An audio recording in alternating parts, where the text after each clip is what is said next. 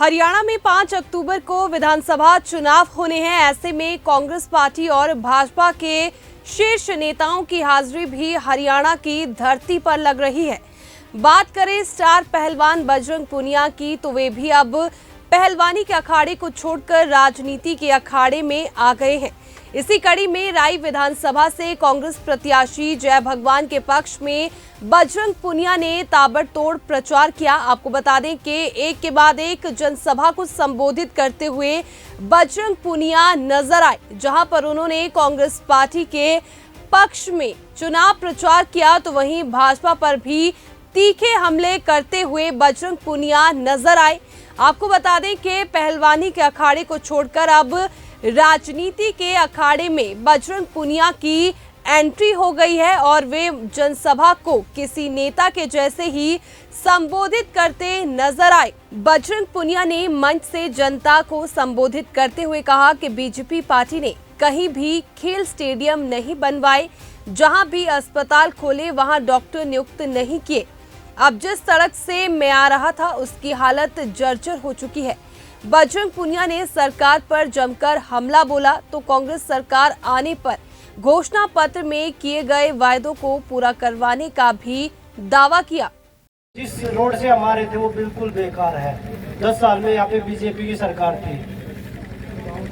दूसरा चीज मैंने पूछा कि यहाँ पे कोई खेल का भी स्टेडियम है, कोई स्टेडियम नहीं है यहाँ पे। तीसरा मैंने पूछा स्वास्थ्य का कैसा है, स्वास्थ्य में बोल रहे हो हॉस्पिटल तो है लेकिन डॉक्टर नहीं है। बोला डॉक्टर कभी जाते बोला आज छुट्टी पे है, आज आया नहीं है। तो फिर ऐसी सरकार का आप क्या करोगे? 10 साल आपने झेल लिया।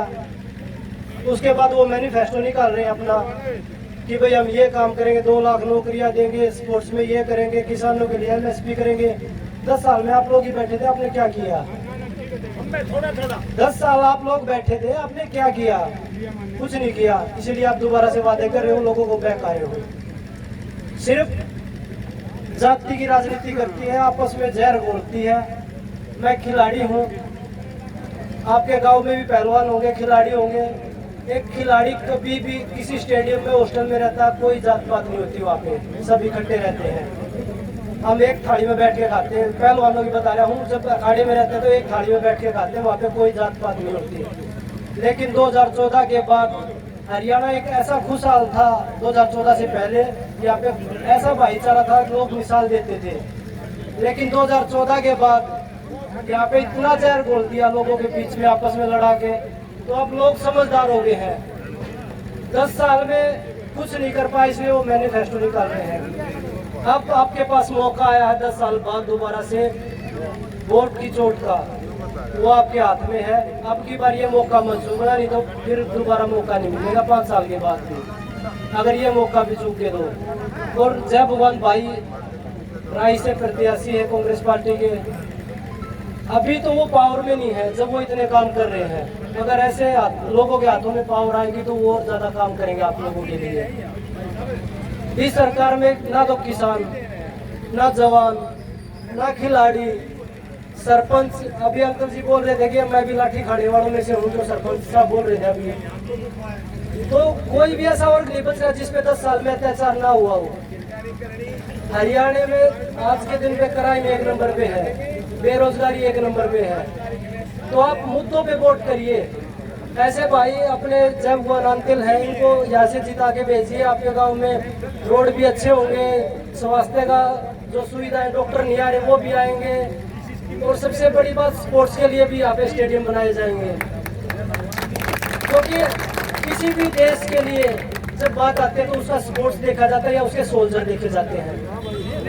तो ना तो हमारे अग्निवीर के सोल्जर भी खत्म करने लग रहे हैं फौजी भाइयों को, क्योंकि हमारे बच्चों को नौकरियां नहीं मिल रही, तो फौज को भी कमजोर करने का काम कर रहे हैं और खेल को भी नीचे लेके जा रहे हैं। तो फिर देश तरक्की कहाँ से कर रहा है?